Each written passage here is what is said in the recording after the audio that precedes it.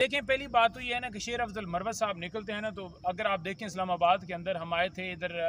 Radio Pakistan जो ये दफ्तर है इसके सामने आए थे, प्रेस क्लब के सामने आए थे, तो उसके अंदर अगर आप देखें तो शुमाली पंजाब पूरे से हम जुलूस लेकर आए थे और 700-800 जो आज फैसला आया उसको हम रिव्यू के अंदर जा रहे हैं। रिव्यू पिटीशन दायर होंगी, लेकिन मैं उनको सलाम पेश करता हूँ उन तीनों MNAs को कि जिस तरह वो बहादुरी के साथ खड़े हैं, उन्हें बड़ा खरीदने की कोशिश। आपने देखा नहीं है कि बांग्लादेश में आज क्या सूरत हाल है, वहाँ का आर्मी चीफ अवाम के साथ खड़ा हो गया और अवाम की राय का एहतराम पता है कि किस तरह जो है वो कहा जाता है कि ये चूहे जो है उन्होंने इस बोरी को खाया है, और उस तरीके से उसके अंदर वोट डालकर और उन लोगों को जो हारे हुए हैं उनको जितवाया जाता है। थोड़ा सा ऊपर नीचे कर लेना। देखिए, तो मैं ये बात कर रहा था कि काजी फैसल साहब जिस तरह से वो लगे हुए हैं, जिस तरह से वो फैसले दे रहे हैं, अब आपने देखा कि जिस तरह हमारे MNAs को हराया गया, आपने देखा, मैं आपको खुद एक गवाही देता हूँ कि मैं खुद गया था कि रिकाउंटिंग की मैंने दरख्वास्त दी थी कि जनाब मेरे हल्के की रिकाउंटिंग की जाए, लेकिन मेरी दरख्वास्त मुस्तरद कर दी गई। और सिर्फ मैं ही नहीं, पाकिस्तान में मुख्तलिफ जगहों पर हमारे लोग गए, लेकिन एक दरख्वास्त भी एक्सेप्ट नहीं की गई, नहीं रिकाउंटिंग की गई। लेकिन जब नून लीग की दरख्वास्त दी जाती है और हमारा वहाँ पर उम्मीदवार जीता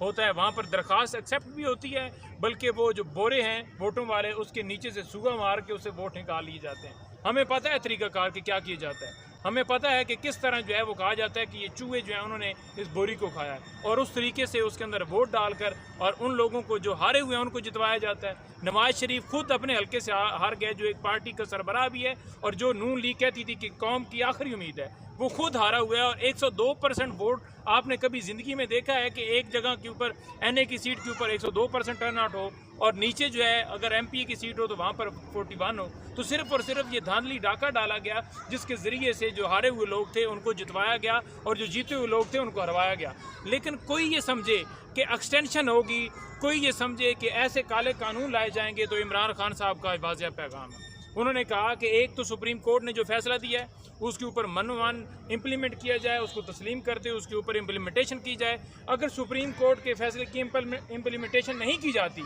तो फिर मैं कॉल दूंगा और आवाम इंशाल्लाह ताला फिर सड़कों पर निकलेगी, फिर दमादम मस्त कलंदर होगा। आपने देखा नहीं है कि बांग्लादेश में आज क्या सूरत हाल है, वहाँ का आर्मी चीफ अवाम के साथ खड़ा हो गया और अवाम की राय का एहतराम करे, अवाम की राय जो है उसको मुकद्दम समझें, अवाम की राय के साथ खड़े हों। वही कौमें आगे जाती हैं, वही लोग आगे जाते हैं जो अवाम की राय का एहतराम करते हैं। इस वक्त अवाम जो है वो इमरान खान के साथ खड़ी है, इस वक्त अवाम जो है वो तहरीक इंसाफ के साथ खड़ी है। इस वक्त जो अवाम है वो कहाँ खड़ी है? वो इस वक्त रूल ऑफ लॉ के ऊपर खड़ी है, वो आइन की बालादस्ती के लिए खड़ी है। किसी का कोई काज नहीं है। ये जो पाकिस्तान की अवाम है ये इसलिए नहीं खड़ी कि उन्होंने MP MNA बनना है या इन्होंने वजीर बनना है, मुशीर बनना है, वजारतें लेनी है, नौकरी लेनी है। ये चाहते हैं कि इनका पाकिस्तान आज़ाद हो। और अगर एक बड़ी अदालत का सरबराह, सबसे बड़ी अदालत का सरबराह अगर इंसाफ नहीं देगा तो कौन देगा? किसने देना है इंसाफ? आज वो जजेस चला रहे हैं, बार बार लेटर भेज रहे हैं और कहते हैं कि हमें कोई शिकायत नहीं मिली। यानी कि आप लेटर को भी भूल गए, आप मुल्क के अंदर फंडामेंटल राइट्स की वोलेशन हुई है उसको भी आप नहीं मान रहे, आप अगवा हो रहे हैं उनको भी नहीं मान रहे, हमारे MNAs उठाए जा रहे हैं आप उनको भी नहीं मान रहे, चादर चार दीवारी का तकद्दस पामाल रहे आप उनको भी नहीं मान रहे। देखें, जब अवाम निकलती है ना तो फिर चीफ जस्टिस जैसे वहाँ पर बांग्लादेश के अंदर इस्तीफ़ा उसने दिया ना, तो फिर चीफ जस्टिस जो हैं वो इसी तरह से इस्तीफ़े देते हैं। तो लिहाजा अवाम की राय का एहतराम करें, इससे पहले कि बहुत देर हो जाए। आपने अपना टाइम गुजारा, आपने अपना टाइम पूरा किया, आप समझते हैं कि जिस तरह से भी आपने पूरा किया, लेकिन कौम समझती है कि आपने नाइंसाफ़ियाँ की। लेकिन अब टाइम है कि अब आप जो है वो इज़्ज़त के साथ रुखसत हो जाए। 3 महीने पहले अगर नोटिफिकेशन आपका हो सकता है तो क्यों नहीं अब जो है वो नए आने वाले चीफ जस्टिस को हो रहा, क्यों नहीं उसके अंदर जो है वो नोटिफिकेशन करके उन्हें सामने लाया जाए, इस मामले को क्लियर किया जाए। सिर्फ इसलिए नहीं किया जा रहा क्योंकि अंदर ये रखा हुआ है कि 12, 14, 16 जितनी भी उन्होंने तादाद पूरी करनी है कि वो पूरी करके और अपनी मर्ज़ी के मुताबिक जो है वो तरमीम करके आइन के अंदर और एक्सटेंशन जो है वो लाई जाए, साथ अपने मर्ज़ी के मुताबिक कानून लाए जाएँ। लेकिन हम इसको नहीं मानते। जो आज फैसला आया उसको हम रिव्यू के अंदर जा रहे हैं, रिव्यू पिटीशन दायर होंगी, लेकिन मैं उनको सलाम पेश करता हूँ उन तीनों MNAs को कि जिस तरह वो बहादुरी के साथ खड़े हैं, उन्हें बड़ा ख़रीदने की कोशिश की। उन्होंने कहा कि हम अपनी वफादारी जो है उसके ऊपर कायम रहेंगे, जितनी मर्जी या बोलियाँ लगा लो, हम इमरान खान का साथ नहीं छोड़ेंगे। अच्छा, नहीं मैं तो पंजोता साहब ये बता दें कि अगर ये सिलसिला इसी तरह जारी रहा, इसी तरह MNAs को रिकाउंटिंग में हराया गया, तो पाकिस्तान तहरीक इंसाफ जो इतनी बड़ी स्ट्रेंथ रखती है वो कब कॉल देगी इस्लामाबाद के लिए, धरने के लिए, लॉन्ग मार्च के लिए? ग्रैंड अलायंस भी आपका मौजूद है, इतनी बड़ी जमातें आपके साथ खड़ी हैं, आइन तहफ़्फ़ुज़ कानून मूवमेंट के हवाले से, ये अगर सारा सिलसिला ना रुका तो फिर पाकिस्तान तहरीक इंसाफ लाएअमल कहाँ पे? देखें, आप देखें कि सवाबी में कॉल दी गई और पूरा पाकिस्तान आया, पूरा पाकिस्तान आपने देखा कि किस तरह निकला, पूरी दुनिया ने उसमें अप्रिशिएट किया कि लोग आज भी किधर खड़े हैं। नंबर 1। नंबर 2 बात है कि 13 तारीख को इमरान खान ने कॉल दी है कि पूरा पाकिस्तान निकले, क्योंकि आगे 14 अगस्त है। 14 अगस्त को हम पूरे पाकिस्तान में मुख्तलिफ जगहों पर जो सूबाई हेडक्वार्टर है वहाँ पर कन्वेंशन करने जा रहे हैं। फिर उसके बाद हमने लाहौर के अंदर एप्लीकेशन दी हुई है जलसा की, और फिर साथ आप 27 को देखेंगे कि लाहौर में 27 को एक और हमने जलसे की कहा हुआ है। अगर यही सूरत हाल रही तो ये जलसे जो हैं धरने में बदलते हुए टाइम नहीं लगता, और फिर जब धरने में बदलेगा ना, फिर ये नहीं होगा कि जमात इस्लामी की तरह वो धरना दिया गया और उसके बाद जो है वो कहा गया कि अब 1 महीने का टाइम दिया जाता है, अगर कीमतें कम कर दी जाएंगी या IPPs के मुआहदों के ऊपर रिव्यू कर लिया जाएगा या टैक्सेस के मामले के ऊपर जो है रिव्यू कर लिया जाएगा, और फिर अगर 1 महीने के बाद नहीं होता तो फिर हम दोबारा आएंगे। हम ऐसा नहीं करेंगे। हम बैठेंगे तो फिर उस वक्त तक बैठेंगे जब इमरान खान को जेल से बाहर, अवाम का मैंडेट, इमरान खान वज़ीर आज़म और चोर लंदन नहीं हम भागने देंगे, क्योंकि उनका नाम इसलिए खान साहब ने कहा है KCL में डालें ताकि उनके वापसी के दरवाजे जो हैं वो बंद हों, क्योंकि वो हमेशा कौम को उसी हालत के अंदर छोड़कर भागते हैं और फिर डील करके वापस आते हैं। वेन्यू क्या होगा इस सारे आपके प्रोटेस्ट का? जगह कौन सी होगी? इस्लामाबाद होगा, कोई और जगह होगी? देखिए, वेन्यू जो है वो फैज़ाबाद भी हो सकता है, वेन्यू जो है वो D चौक भी हो सकता है, वेन्यू जो है वो कश्मीर हाईवे के ऊपर कोई जगह हो सकती है, कोई भी हो सकता है, लेकिन वो हम वेन्यू डिसाइड करेंगे जो पार्टी के साथ मुशावरत के साथ तय होगा। लेकिन जहाँ धरने की बात है या लॉन्ग मार्च की बात है, वो हमारी बातचीत चल रही है आपस में, कहीं ना कहीं हमारी इस हवाले से डिस्कशन हो रही है, और आप देखेंगे कि अगर ये ही ऐसे ही जारी रहा तो फिर ये बदलने में कोई टाइम नहीं लेता और फिर भागने।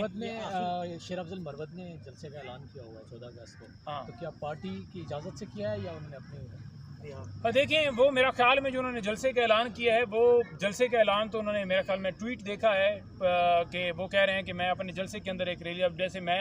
जलसे के अंदर रैली, वैसे खान साहब की भी कॉल है कि 13 अगस्त को निकलें, तो वो कर रहे हैं, अच्छी बात है। अपने देखें, इस वक्त मोबिलाइजेशन की ज़रूरत है, जो जिस तरह जिस जगह के ऊपर जो है वो अपना रोल अदा कर सकता है वो अदा करना चाहिए और कर रहा है। सेकंड बात ये रह गई कि शेर अफजल मरवत साहब के हवाले से खान साहब की क्या बात थी, तो मैं पहले भी बता चुका हूँ कि खान साहब ने बड़ा वाज़ेह कहा है कि मैं इस मामले के ऊपर जो है वो रिव्यू करूँगा, क्योंकि उससे पहले बहुत दफ़ा खान साहब ने उनको, आपने देखा कि मीडिया से बात जब की, खान साहब ने कहा कि मैंने बार बार उसको कहा कि अपने लोगों के खिलाफ जो है वो इस तरह से ना किया जाए, तो इसलिए हमने उसे नोटिस भेजा है और उस नोटिस का जवाब नहीं दिया गया, जिसके ऊपर दोबारा कोई बयान आता है और पार्टी ने जो है वो ने इस तरह से किया। लेकिन ये बात गौर साहब ने खान साहब के सामने रखी कि ये टाइम नहीं है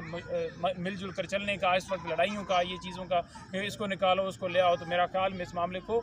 इस टाइम के ऊपर नहीं करना चाहिए और हमें मुशावरत के साथ आगे बढ़ना चाहिए और इसको रिव्यू करें। नहीं, मैं तो आखिरी सवाल मेरा, क्या इस्लामाबाद की जितनी भी क़यादत है, MNA है, इनके पीछे अवाम का निकलना बड़ी मुश्किल बात है। शेर अफजल मरवत जब निकलता है उसके पीछे अवाम आ जाती है, ये खान साहब को नहीं बताया? देखें, पहली बात तो ये है ना कि शेर अफजल मरवत साहब निकलते हैं ना, तो अगर आप देखें इस्लामाबाद के अंदर हम आए थे, इधर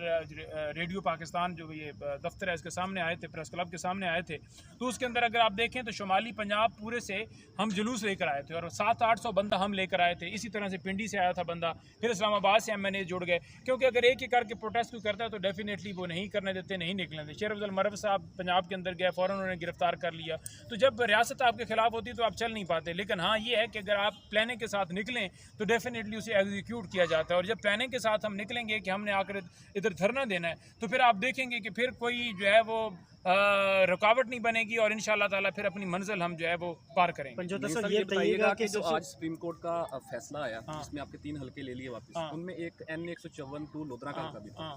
वहाँ के जो मुस्लिम लीग नून के लोग हैं उनसे वोटर से मेरी बात भी हुई जब ये केस पेंडिंग समाप्त था, तो वो ये कहते थे कि ये 3 रुकनी जो बेंच है इसको हम देख के ये गेस कर सकते हैं कि 2-1 से ये फैसला आएगा। तो जब पाकिस्तान की सबसे बड़ी अदालत के बेंचेस को देख के लोग फैसले जज करना शुरू करते हैं तो क्या क्रेडिबिलिटी रह जाती है, क्या कहेंगे इस पर? देखें, बात ये है ना कि अगर जो है वो जज जो है वो एक मनसब के ऊपर बैठा हो, फॉर एग्जांपल अब अमर फारूक साहब के पास कोई केस जाएगा तो वो नज़र आएगा कि वो इंसाफ फराहम नहीं करेंगे। इसी तरह से